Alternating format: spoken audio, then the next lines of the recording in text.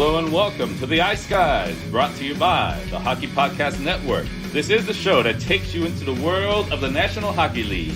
Every game, every day, from a sports betting perspective. With pro handicappers Alex B. Smith and veteran sports writer Jimmy Murphy. And now, here's your host, Ian Cameron. Welcome to the Ice Guys, presented by the Hockey Podcast Network. Sunday, October 24th, Ian Cameron, Andrew McInnis, and we've got a special guest joining us today, loyal fan, a viewer, listener of the Ice Guys for years, Terry Edelman, Mr. Minnesota Wild fan club president himself, joining us here on the Sunday edition of the show. Of course, as we always say at this time of year, this is our first Sunday edition of the Ice Guys for this new season. Last week we had no Sunday show because there was only one game on Sunday. We talked about it on Saturday.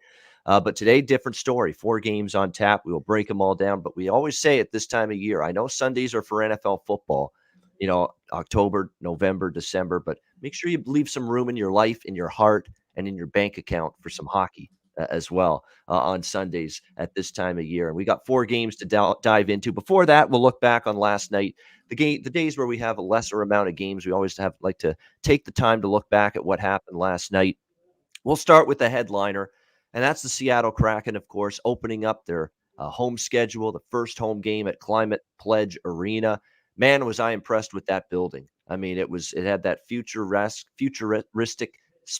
future up in outer space look to it. To be honest with you, from the outside and inside, I like the idea of having the big Jumbotron scoreboard, not in the center, but actually at the side, and actually presenting it in a way that it's viewable for everybody. So I was very, very impressed with the building. I was very, very impressed with the energy Seattle played with last night. And actually, I thought they played a pretty good hockey game overall. But unfortunately, Philip Grubauer is becoming a story for Seattle, and a bad story for them. It's been a struggle. It's been a very, very rough start to his season and his tenure with this expansion franchise. And it continued last night. A couple of those goals right through him. The Horvat goal to tie it 1-1. The goal that won it for the Vancouver Canucks, Connor Garland, just gets that 5-hole opened up with a little bit of a hesitation move and slides it right through the wickets of Philip Grubauer. He was just basically out-goaltended last night by Thatcher Demko, who's played very well so far tonight, this season, I should say, for the Canucks. So Vancouver gets the win and spoils the party, if you will, last night against Seattle. A couple other results that were interesting. What a comeback by the New York Rangers early in the day. One of the first games, they were down 2-0 in the third period. They were down 2-0 with like 7 or 8 minutes left.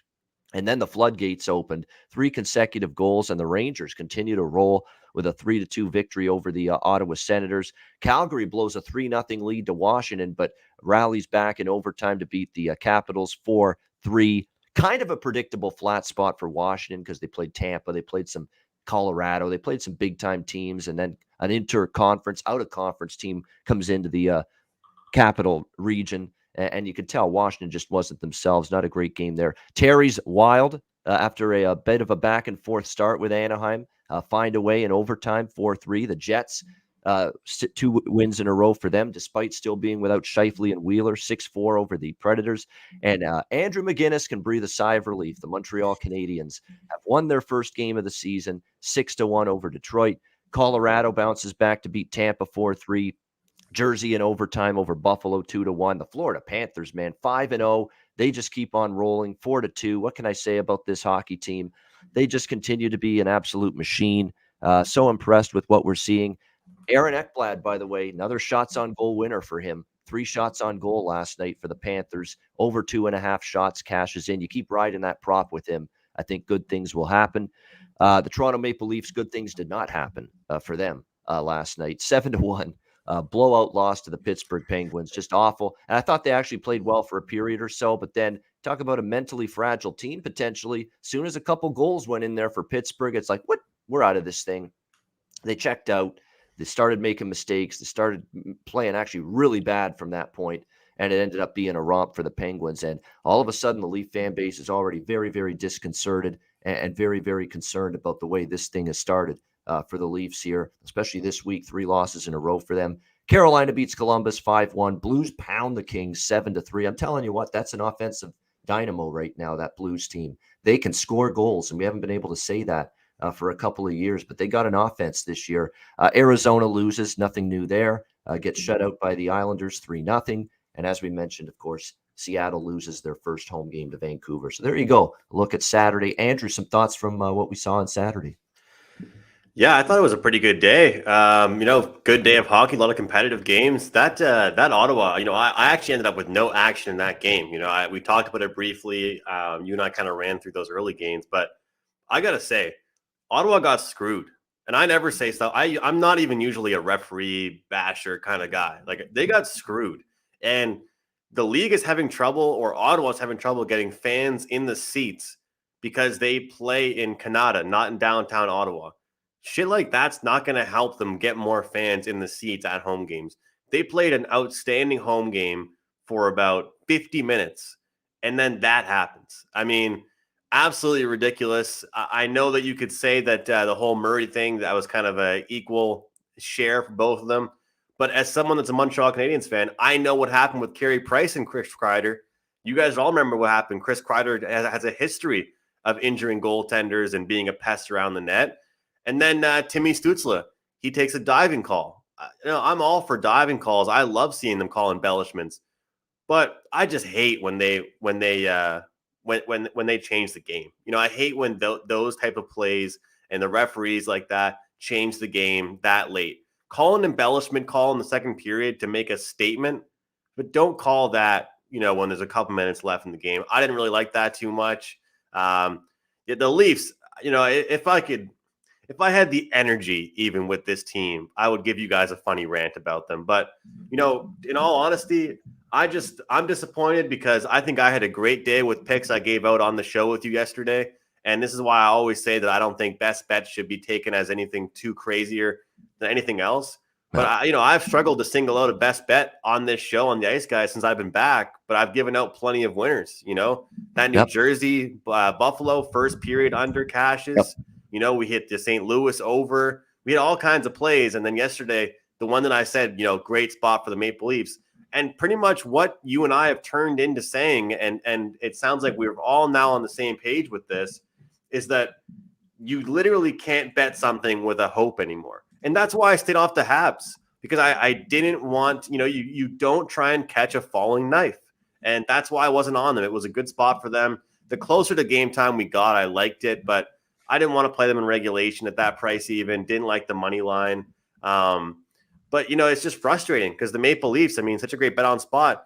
And as much as I always make fun of them on Twitter, and it's kind of just something I've kind of just made a wrap of, I bet on them. So first of all, I couldn't even have fun making fun of them. But second of all, it just goes to show half the salary is not scoring.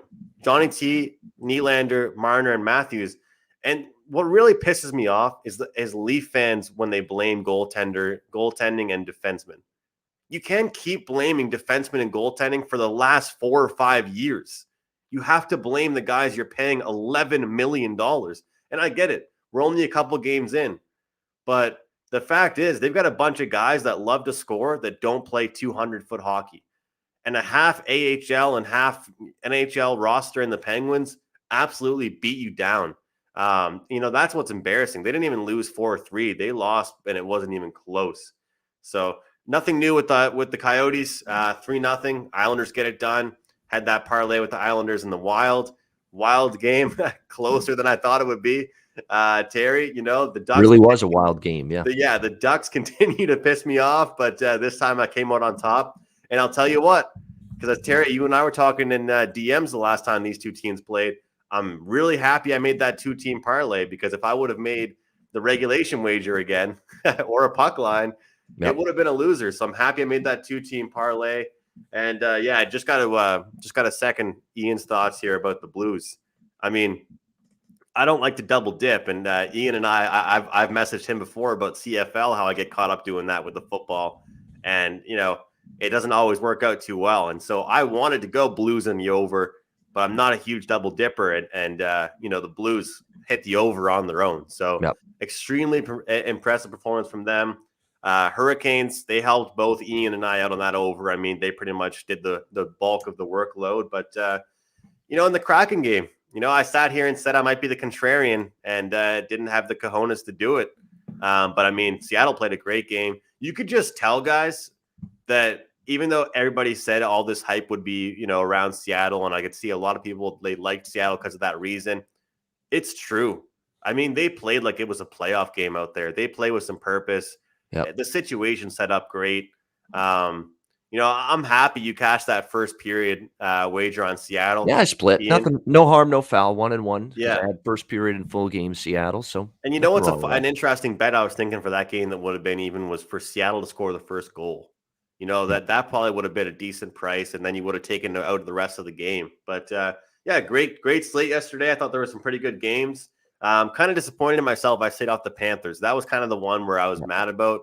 As you know, I kind of have been up and down with my volume, but that was the one where it was kind of a no-brainer. And because it was a no-brainer, I stayed off it.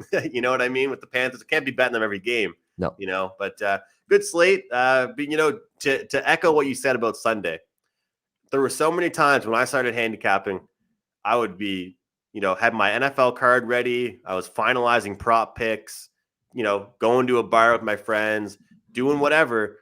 And I'm like, it's probably a crappy NHL card. I'm telling you, last year, Sunday might have been one of my most successful days in the NHL.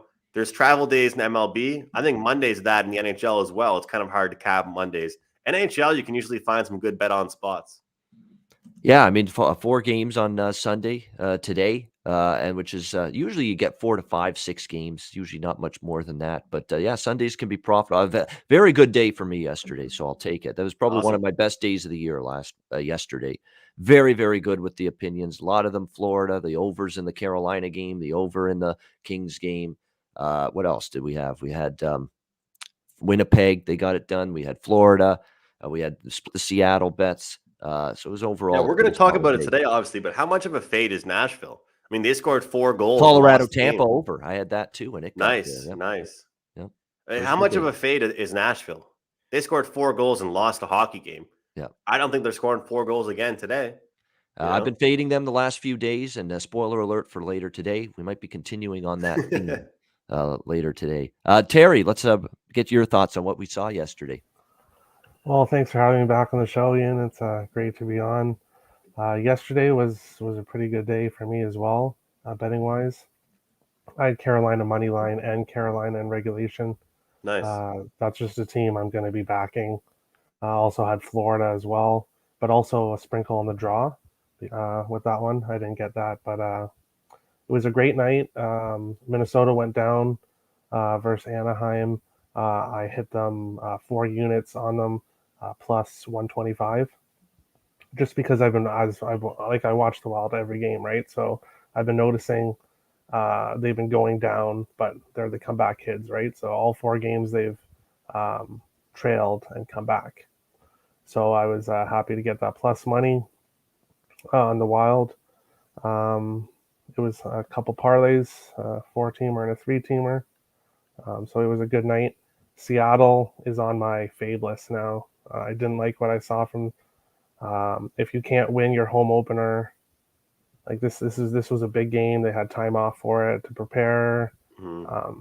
They just couldn't get the job done. So if they can't get the job done here, it's a hard game to evaluate, though, Terry, because they played well, and unfortunately, Vancouver gets those couple chances and it goes in the net. It's one of those games where you want to bash the team because they lost, but there were a lot of good things in their game, and unfortunately, goaltending was not one of them. And unfortunately, that's going to lose you games on certain nights, and it did last night. I just can't. If they have this good situation and they play well and they can't win, then I can't see myself backing them. And you guys know who their next game's against, right? Le Habitants. Yeah, the Habs are in town. Yep. After their first win, now they hit the road. I think the Habs get it done against Seattle, but we'll talk about that game in a few days. Yeah, the start of a road trip's usually a bet on spot, so we'll see. But disappointing. I mean, the crowd was great. I mean, they're certainly excited. And look, overall, and you know what? They still clapped and cheered, actually, when the game ended. I thought that was very nice of the crowd to do that. Obviously, they wanted to see their team win their first home game. But to hear the crowd, cheer and clap after the game ended 4-2 Vancouver, it was pretty cool. It's like, it sucks we lost, but hey, we're thrilled to have this team here. We're thrilled to have. Let's go to Sunday's card. We'll start with San Jose, Boston. This is an early start, 1 p.m. Eastern. puck drop in Beantown. Boston minus 195 to minus 200. Home favorite, 6 the total, shaded to the under. So from a spot perspective, looks this San Jose road trip, it's not over yet either. They go to Nashville after this. So this road trip just keeps on going for San Jose. And I've now basically said, with this start that San Jose's had, till they lose, I'm not going against this team now. They've shown me enough at this point. It's been very good. The goaltending for Maiden Hill's been great. So Doug Wilson's looking like a genius right now for signing him in the offseason, saying, get out of Arizona. It's kind of a toxic situation. The team's going into a rebuild. Bring you over here to San Jose. Give you some rope to be the number one goalie. Let's see what you can do with it. You can't be any worse than Martin Jones. That's for damn sure. And sure enough, he's come in here and he's played very well so far for the San Jose Sharks. So definitely give him a lot of credit for playing well. The defense, I'm impressed with the team defense. You're getting guys like Burns and Carlson even playing pretty solid in their own zone, and that's not always the case. Vlasic, of course, is known for being a very, very good stay-at-home defenseman. I've liked what I've seen from Jonathan Dahlen, some of their young players as well that have stepped up early in the year. Logan Couture's been very good, and he kind of had a down season last year as well, but he still shows he can be a pretty good and effective player both ends of the ice for the Sharks. So they're playing well. Boston on the other side, they beat Buffalo the other night, took care of the Sabres. Now back home here for this early start game. The one thing I do get concerned about with Boston here, with San Jose here, is the fact that you're talking about a San Jose team that from a body clock standpoint, this game starts at 10 a.m. For them. So how are they going to basically go about that is going to be the question mark here going into this game. How do they handle that, if you will, playing a very, very early game here in Boston? I think it lends itself to an under, to be honest with you. Rather than look at a side here in this game, that would be the lean for me. Under 6. I certainly like the way the Sharks have defended early in the year, much better than I anticipated. I know the game with Toronto went over the total, but you have to factor in that the Leafs had Hutchinson in that night. They made some issues defensively with breakdowns as well. But the first 2 games of the road trip, Ottawa, Montreal, this was a team that was playing some pretty good, tight checking hockey. And I think we're probably going to see more of the same here. It's an early start game here in Boston. Could see it being a lower scoring affair. Looks like in terms of the goaltenders right now, Adin Hill, Linus Ullmark are going to be the goalies here in this game. And I thought Ullmark played very well against Buffalo. Now, obviously, against his former team, you're fired up. You want to beat him. But that was a very good first start for Linus Ullmark. So lean to the under. That's about it for me in this game. And certainly at this price, I'm not ready to fade San Jose just yet. Show me a loss, then maybe we can start going against them. Andrew, what do you like here? Sharks, Bruins? I'm doing it. I'm back at the Garden, or the Bruins are back at the Garden, and I'm on them in regulation. I got the minus 125. I think the best number you can get around is minus 130 now. I think home ice is huge, especially I think the TD Garden is actually, I've been there a few times, great spot to play. And the Bruins, they don't like losing at home in front of their home fans. Looking at kind of their track record, what they've kind of had recently, going out and beating Buffalo and cashing a ticket for us and hitting the puck line and getting a little mini blowout win, pass that gets on the board. There's, it's always one of those things. And I mentioned on last show, it's nice to have that little get me up game. You know what I mean? Like get right game. But you got to come back at home now and play a team that's playing exceptional hockey that nobody thought would play exceptional hockey either. And what I like about San Jose is that they play hockey the right way. They don't try and score all these fancy goals. They score a lot of the around the net, deflections and that kind of stuff. And, that's kind of how you score these days in the NHL, unless it's a, perfect top corner type play. And I think it's a fair price. And, we've talked on the show about it already, but back-to-backs and long road trips, all that kind of stuff, early in the season doesn't matter too much. But let's be honest here. This team, the Sharks, they've been on the road now. This isn't just the start of a road trip. This isn't the second game of their road trip. This is an East Coast trip getting ready to get wrapped up on a Sunday at 1 p.m. Eastern. Even if their body clocks are even a tad bit adjusted to Eastern time, like Ian alluded to, it's still early, San Jose time. I think it's a bounce back spot here. I think that it's important for Boston to protect the Garden and to get a win in front of their home fans, and to, kind of improve off that Buffalo win. Because let's be honest, guys, I mean, that's not just that's not it. You know what I mean? Like that Buffalo win isn't gonna be the win that's gonna give you the confidence and kind of fire you up. And I'm not saying this team lacks confidence. I'm just saying I think that they're gonna need this win and want it in a really good bet on spot here. And you got to think about it as well. Don't you guys think the Sharks are coming in with like a little bit of confidence right now and could be feeling a little bit too good for themselves? I know it's early in the year, but they dominated the Leafs. They didn't even just win against the Leafs. They dominated them. And to me, I think it might just be time for them to be like, you know what? We've had a great road trip. They're going to start slow. And the Bruins, they play a lot of afternoon games as well. Keep that in mind. Way more than San Jose. Yeah, they're going to play a lot of Sunday afternoon games this year. So I think it's a good spot for them. So give me the Bruins in regulation. Minus 125 is what I got. Whatever the best price is for you. Yeah, it's an interesting, very fascinating game because the Sharks have surprised everybody. You know, they're getting a good Kevin LeBank's been on fire for them as well. Mm-hmm. The goaltending from Aiden Hill's like a top 5 goalie and goals saved above average, the advanced statistic for goaltenders. And that tells you that he is legitimately honestly, it's obviously just a couple of weeks, but through a couple of weeks, based on that stat, he's one of the top 5 goalies in the league right now. Now, he's probably not going to stay that way for the whole year, but right now he's playing at an extremely high level, and we'll see if he can lead the Sharks in between the pipes once again to another victory, which would be their 5th straight win to begin the season if the Sharks can get it done today. Terry, did you bet this one, Sharks Bruins? Yeah, I'm on a San Jose plus 1.5. And I'm going to be sprinkling a little bit on a San Jose money line as well. So I'm against you there, Andrew. I just really like what I've seen from the Sharks so far, and it's hard for me to go against them here. Boston probably does have the better situational spot. You did scare me a little bit there with your analysis, Andrew, but I think the Sharks have played so well. It's so hard to go against them. So a small play on the money line and a little bit of a bigger play on the plus 1.5, just because I do see this as a close game as well. So Boston wins by 1. I'm covered. So I was wrong about one thing what I said there, and I kind of remembered it right while I was talking. The Flyers game was at home or was on the road, right? So they haven't lost at home yet so far. But I still think after that Flyers loss, going to beat Buffalo, they want to get some momentum at home. So that's my mistake. They beat the Stars at home. They've only played. It's actually crazy. They've only played 3 games. We've got some teams that have played like 5 games, guys. But yep. And Tara, I can't talk you out of the plus 1.5. Like obviously, I like the Bruins, but when you see an inflated price on a team, like the Bruins right now against the Sharks team, I haven't always been a fan of the plus 1.5. But in an instance like this, I think the Bruins are a team that you could take. We could both win tonight. It could be today. It could be a 3-2 win for the Bruins. We'll both win. Yep. Yeah, exactly. So it could be a 1-goal game. It wouldn't surprise me to see a 1-goal game. So got Andrew liking the Bruins and reg, Terry liking the Sharks money line, and a little bit more on the plus 1.5, which is minus 140. And I lean under the total of 6 in this one. Nashville, Minnesota. We've got Minnesota minus 165.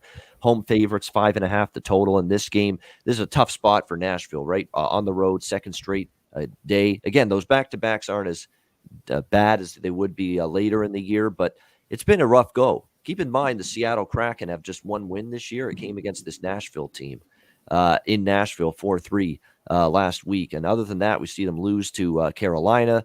They barely beat LA for their only win this year. And then back-to-back losses to the Rangers at home and then Winnipeg 6-4 last night. And now you look at the situation here for Nashville. It's that there's a good chance we're going to see Connor Ingram in net here because David Riddick is on the COVID list currently he's on the COVID list for the Nashville Predators. So he's out of commission right now for them and not available to John Hines and this Nashville team to be in net. And of course, UC Saros played last night in the game against Winnipeg. Mm-hmm. So there's a good chance we see the youngster Connor Ingram in net here for Nashville. And it's already been confirmed that on the back-to-back, it'll be Kaapo Kähkönen in net for Minnesota. A guy that is definitely inferior, in my opinion, to Cam Talbot, the way Cam Talbot's been playing for the Minnesota Wild. I just find there's a little bit more up and down inconsistency in the play out of Kaapo Kähkönen. So we'll see how he fares here tonight. But it's certainly, both teams obviously played yesterday, but Minnesota played at home. They don't have to travel. Nashville has to go from Winnipeg to Minnesota. So from a back-to-back situation, even though both teams are in the back-to-back, it's a little bit more advantageous right here for this Minnesota team. And by the way, there's some ugly things here as well for the Predators. 0-6. Their last 6 games as a road underdog. That's nothing that you're all that excited about in terms of backing them here. I think Minnesota does get the victory here. Struggling team here, this Nashville team. And it really, like I said, defensively, this team has really had their share of issues as well. So I like Minnesota. And what I'm going to do here is they are the first of a 2-team parlay for me today in the NHL. I'm parlaying Minnesota with a game that we'll talk about in just a bit. That's what I'm doing from a side perspective. But I'm also going to get in on the over here in this game at 5.5 with the Preds and the Wild.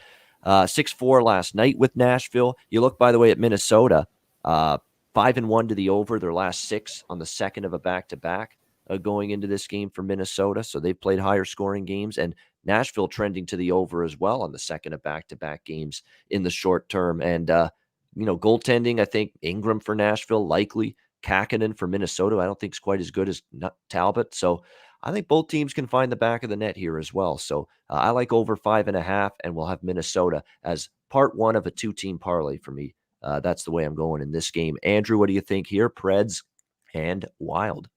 Well, it seems like I've been involved in lots of Wild games so far to start the year, and they've all been wild, like we said at the start, So, this is the thing with the Predators. It's kind of like this.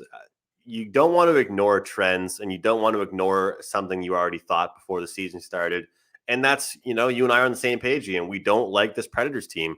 And if I already don't like them and the situation gets worse for them right now with the back-to-back, with traveling, with the goaltender situation they have going on, I look at this game and I see under, actually. I actually think that, I've talked about it before. When you've got goaltenders, making their season debut or a young goaltender, teams rally around that. And the Minnesota Wild, what have they not done this year at all? And it's have a good start defensively.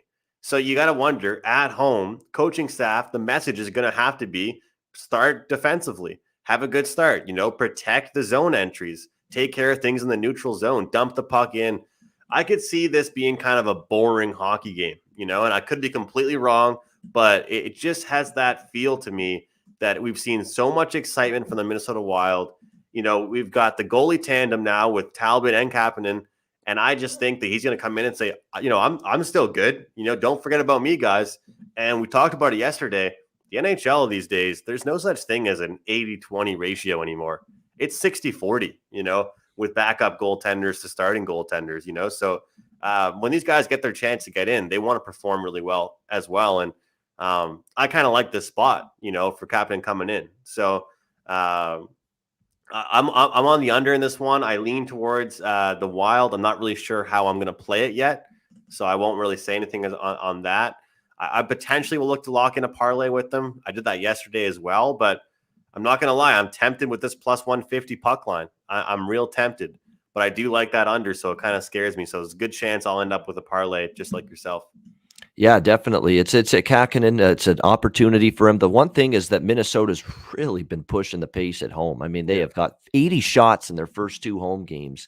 And that's kind of why I like 80 shots. If Connor Ingram faces, 35, 40 shots, how many is he stopping truly? Unless Nashville's totally selling out, blocking shots, playing sturdy defensively. And to be honest, I've not always seen that from Nashville. Their best defensive games this year were LA, and that's always a team that doesn't always light it up. But then there's games where they've given up 3 goals, 4 goals, and 6 goals to some of the better offensive teams. Carolina, Winnipeg.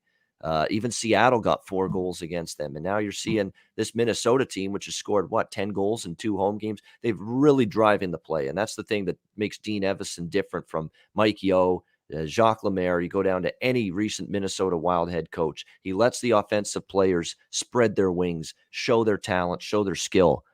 Don't hold anything back, and especially when they're at home. And like we say, they played 6-5, 4-3 hockey games here in their first 2 home games. So I just think they're going to put a lot of pressure on that Nashville team defensively here tonight. Terry, what do you think here, Preds and Wild? Well, this is going to be definitely a live bet I'm going to be looking at. Wild have trailed in every game so far this season, but have come back in every game this season. So they're a good team. If they go down, like Ian says, we haven't started the first period very well. So if the Wild go down at any point, I'd be looking to take them live to come back after that. I think that's the best way to go. I'm also on the Wild team total over 3.5 at plus 105. Getting 4 goals on a Nashville team that played last night in Winnipeg didn't look very good. Now Ingram it's not confirmed that he's in net. So they could put Saros back in again, but I think Saros in again or Ingram. I think the Wild can get 4 goals here. And I wouldn't talk Andrew off the puck line, but just the Wild have played in such close games so far. Regulation puck line, it kind of seems a little bit risky for me just because of how they've played. Because of the slow starts, yeah. But if they go down by a goal and you see them at plus money, jump on them. That's when I would jump on them. When you see them at plus money, if they're down in the first or the second. Kakkonen, first start of the year, he had that amazing win streak last year. I think it was like 9 or 10 games in a row he won. And then the second half of the season, he had a rough go of it. A couple really bad games versus the Blues where he let in 9 goals and was kept in, and then a bad game versus Colorado. So he's not facing Colorado or the Blues today. He's facing Nashville, who definitely doesn't have the same offensive talent, in my opinion. So, yeah, I'm on the Wild, of course. Team total over 3.5, and then I'll be looking for them live if they go down. Yeah, I mean, for me, this is not so much betting on Minnesota, even though I like the way they've played. They found ways to win. I shouldn't say I like the way they played for 60 minutes, but they found ways to win. They're 4-0. They've the cardiac kids. They've come back from deficits. It's more that I'm just so anti-Nashville. I'm just not at all impressed about much of anything I'm seeing out of them. It looks like we've got Henry here. Henry the 8th I am joining Andrew on the show there. So I think with Andrew on the show, we're going to be seeing a lot of Henry. Henry likes to stay close to his new father, it looks like. So way to go, Henry. I just got to time out the time at the park and the play time outside. So when he comes in, he naps. But the problem is I didn't time it out well today. So he already napped for like an hour before the show. So I only had so much time to do the show before he started waking up. And yeah, that's what I think. When they're young, they don't sleep as long. They got so much energy built up. Then when you'll notice they get older, like 7-8 years old, they're going to sleep for a good solid 3 hours at least. Well, it's nice. He sleeps a lot. It's just in like hour-long intervals. Yeah. So anything I have to do around the house, I have to do it when he's sleeping. Dishes, like making food, doing work, it has to be done. It's like having a baby, like an infant child too. Like you got to find time to do all the stuff you need to get done when it's sleeping, when the baby's sleeping. It's the same thing with a dog, especially when they're at that very, very young age that Henry is. All right, we move on now. By the way, before we get to our last 2 games, let's talk DraftKings, our great partners here, official sports betting partner of the NFL and the NHL. It's DraftKings Sportsbook. New customers can bet just $5 on any NFL team to win their game, and if they do, you win $200 in free bets. It's that simple. Again, if the sportsbook for DraftKings isn't available in your state or you're in Canada, you can still play for huge cash prizes all season long with DraftKings Daily Fantasy Sports Contests. DraftKings is giving all new customers a free shot at millions of dollars in total prizes with their first deposit. Download the DraftKings Sportsbook app now. Use promo code THPN. Bet just $5 on any NFL team to win their game and win $200 in free bets. If they win, you win with promo code THPN. DraftKings Sportsbook, official sports betting partner of the NFL and now the NHL as well. Must be 21 years of age or older in a DraftKings Sportsbook state. You must reside. New customers only. Minimum $5 deposit and $1 wager required. 1 per customer. Restrictions apply. See DraftKings.com/sportsbook for details. Gambling problem, call 1-800-GAMBLER. Download that DraftKings Sportsbook app now. Sign up for an account and use the promo code THPN.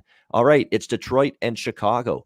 Next up, we've got Chicago minus 150 home favorites, 5.5, 6 the total in this game. And Chicago is the team that is part 2 of that parlay I mentioned. So 2-team parlay for me, Minnesota and Chicago. I think for Chicago, there are things to like about their last 2 games, even though it was a loss to the Islanders and a loss to Vancouver. I thought their defensive game was a lot better.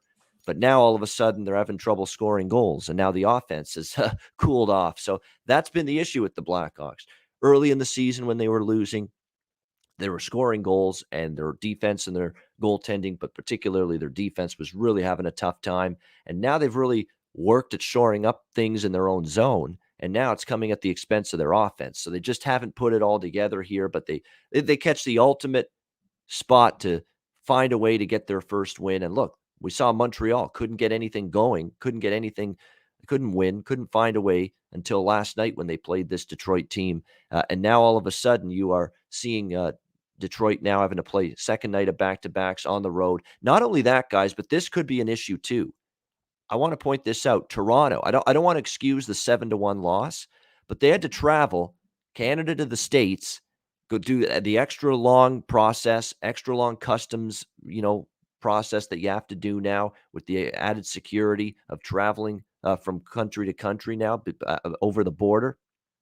And Toronto didn't play well, and they got into Pittsburgh late, and you worry about that for for Detroit, I should say, tonight in this game, going from Montreal to Chicago. And, this is a process that they're doing here. Is that going to impact them now on a back-to-back here against Chicago? And for the Blackhawks, if this isn't the night to win your first game, when's it going to happen for you? I mean, I don't want to be that guy that makes one regular season game sound critical and vital. But boy, I'm telling you right now, we're at a situation where the season could start to go off the rails at this point in time. If you're the Chicago Blackhawks, if you can't win this game tonight, this is a pivotal game for them. I think they've had elements of their game that they've shown that they've been good enough to win the last 2. Even the Islander game, they took the play to the Islanders in the first period in particular. And if Ilya Sorokin was not as outstanding as he was, they could have won that game and could have had a lead after the first period. So I am on Chicago, but I'm putting them in a 2-team parlay with the Minnesota Wild. Terry, what do you think here with Detroit and Chicago? I don't have an official pick on this game, not yet anyways. But shout out to Melissa in the chat. She sent me a very interesting stat that I wanted to read out. The Blackhawks could make dubious NHL history tonight.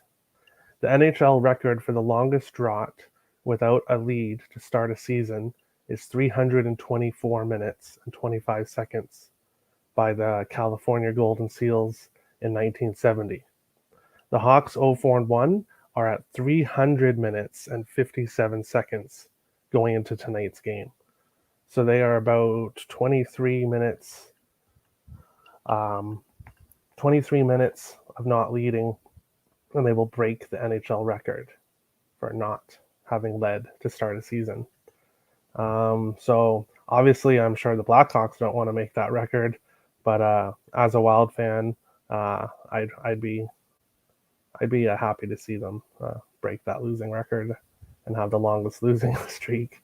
So we'll see what happens with that. If they can if they can get a lead at all in the first or the early part of the second, then they won't break that streak. But it's a tough game. Detroit will have Bertuzzi back in the lineup because they are in the States. He wasn't able to come to Canada because of not getting his vaccine. So he will be in the lineup versus the Hawks tonight, and we'll see what happens. But it's a tough game for me to have a pick on. I agree. I shouldn't say I agree because I'm on Chicago, but I'm putting them in a parlay. Like I would not want to lay minus 150 with them, to be honest with you. I wouldn't, but because I'm gonna take Minnesota, take Chicago, and I'm not a big parlay guy, not at all. Rarely do I do this, but I felt that it made sense today with the Minnesota game and with the Chicago game to look in that direction. By the way, Patrick Kane, you're right, out tonight for the Chicago Blackhawks. So keep that in mind. He's out indefinitely, COVID protocol, no timetable right now for his return. However, we do often see hey, first game without a key player, everybody steps up. And I think there's a collective sense of urgency for Chicago. I'm telling you, they played very well for good portions of the Islander game and the Vancouver game, and they just did not get rewarded with the goals. Their defensive game did improve a little bit. I think tonight's the night they get that first win. I really do. Andrew has joined us outside now with us here on the show, but he's back with us. Andrew, did you have any thoughts here with Detroit, Chicago? Yeah, if this doesn't show I have commitment, I don't know what else will. Running out with the laptop, I had to change things I was using.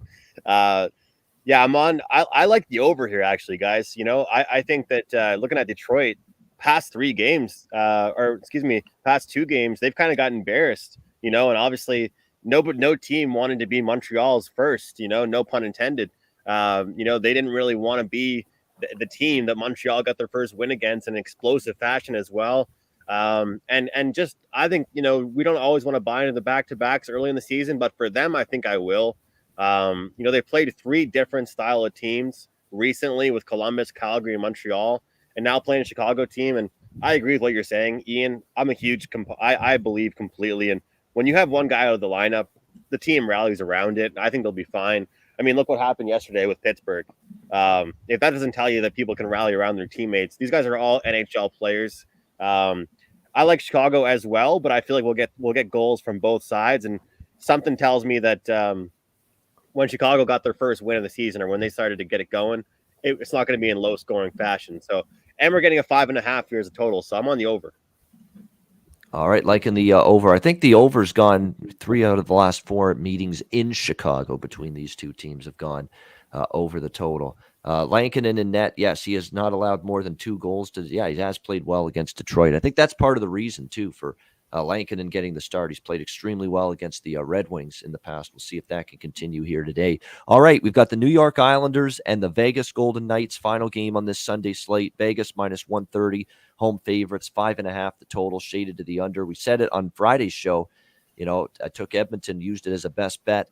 Just a banged-up hockey team and struggling to cope, with all the key personnel that's out for Peter DeBoer and the Golden Knights right now. I mean, you're talking, they had already started the year without Alex Tuck. Now you're without Pacioretty and Stone, and you're going to be without them still for another period of time. At least Stone, it looks like it's more of a day-to-day thing with him, but not likely to play tonight. Alec Martinez, of course, didn't play in the last game either against Edmonton. So you definitely have concerns about that with this group.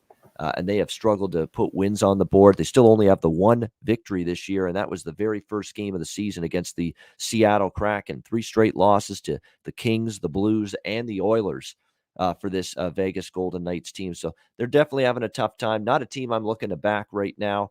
When you look at the Islanders on the flip side, they're coming off a shutout win last night against the Arizona Coyotes. It's a crazy long road trip, 13 straight on the road to begin the year because they're waiting for UBS Arena to get finished construction of that new building that they're going to play in. And they're going to be on the road for a while longer. So they're only at the halfway mark right now of this extremely long road trip. And look, this has been a team that is now, on the second night of back-to-backs. So that's always a little bit of a concern.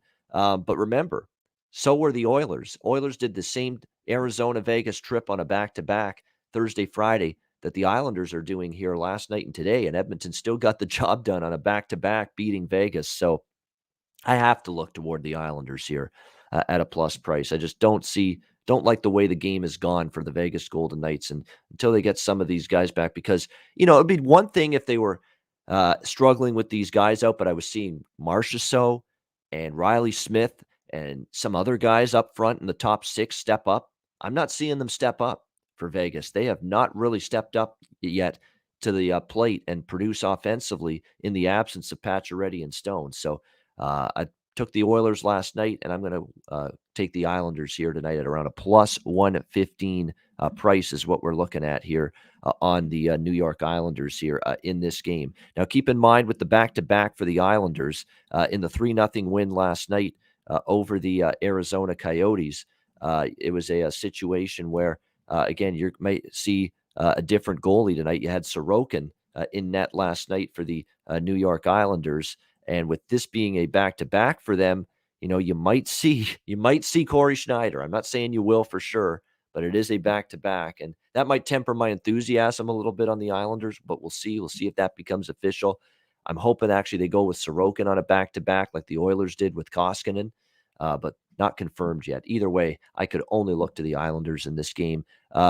Andrew, I think he's still there. What do you think here, Andrew? Islanders and Golden Knights? No, he isn't. All right, we'll go to Terry. I think he's tending to Henry there for a second, his dog. Terry, what do you like here? Islanders, Golden Knights?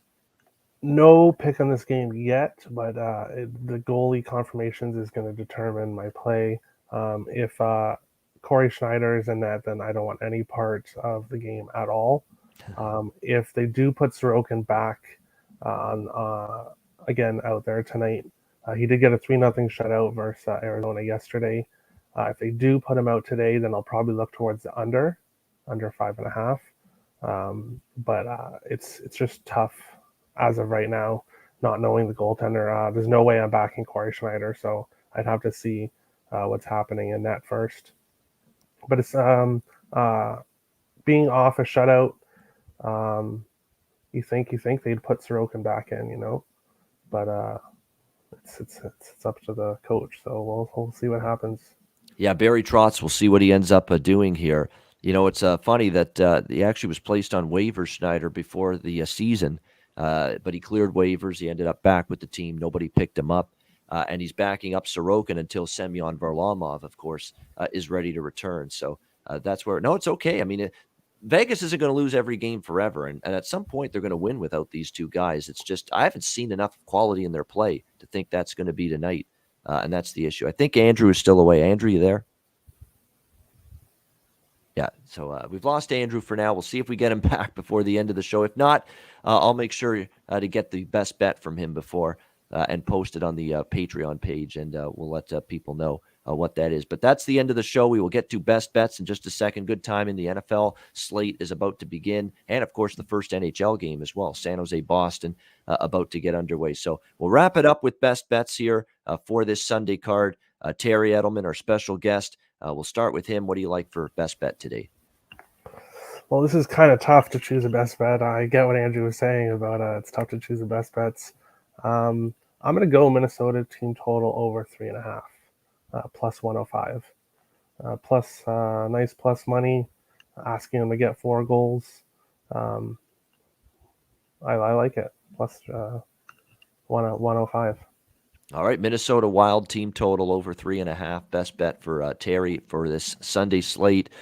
Wow, this is a tough one. My best bet, oh boy, that's well, there's only 4 games. It's man. Yeah, it's tough. I don't love anything today. I don't love anything today on this board. I'm going to go the Islanders. I'm going to go the Islanders and just hope it's Sorokin. But keep in mind, this is probably not the true strong best bet material if I hear that it's Corey Schneider in net. But either way, I like the value anyway. You've got a struggling Vegas team. The Islanders, might be able to take advantage of this group. Certainly their structure is going to keep them in every single game defensively. And I think they can still get the victory here in Vegas. The struggling Golden Knights, the depleted, shorthanded Golden Knights as well. We'll go with the New York Islanders plus 115 against the Vegas Golden Knights. Best bet for me on this Sunday card. Andrew, one last check-in to see if you're there. He ain't, so that's all right. We thank Andrew for joining us as always, of course. We should have the entire crew, by the way, back on the show tomorrow on Monday, Alex and Jimmy as well. So looking forward to a brand new week right here on the Ice Guys. We thank everybody for tuning in live on YouTube. Before we sign off, a reminder that the Ice Guys is live on YouTube 7 days a week, Monday to Friday, 2 p.m. Eastern, Saturday, Sunday, noon Eastern. If you can't watch the show live, download the Ice Guys podcast in audio form on all major podcast platforms, Google Podcasts, Apple Podcasts, Spotify, Stitcher, and iHeartRadio. Make sure you tune into the podcast as well. Andrew, final words. Are you there? Yeah, guys, I apologize. That's all right. Situation, Sunday afternoon, But yeah, no, my favorite play of the day is the game that's starting in 3 minutes. Bruins in regulation. I really do like that play. And as far as the Vegas Islanders game, I'm looking at the under in this game. I think it's a funny spot. It's obviously back to back, but let's be honest. We've said the same thing before about the Coyotes. When you play them, it's like a scrimmage. How much energy did they really lose last night?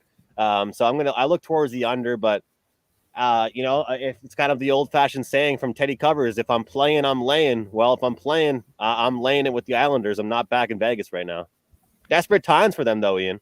Yeah, it is. The Islanders were good to me last night, though, against Arizona. So hopefully more of the same here. Like I say, took Edmonton desperate for against Vegas. Desperate for Vegas. Yeah, desperate for Vegas for sure. They're not going to lose every game without Pacioretty and Stone, but they have not shown enough from their other forwards have to do more than they have so far in the few games they've had. No Pacioretty, no Stone. So there we go. That is the Sunday show. We thank our special guest as well, Terry Edelman, for joining us. That's a wrap for Terry, for Andrew. This is Ian Cameron. Have a great Sunday. Enjoy the games and good luck. And we will talk to you again tomorrow on Monday for another edition of the Ice Guys presented by the Hockey Podcast Network.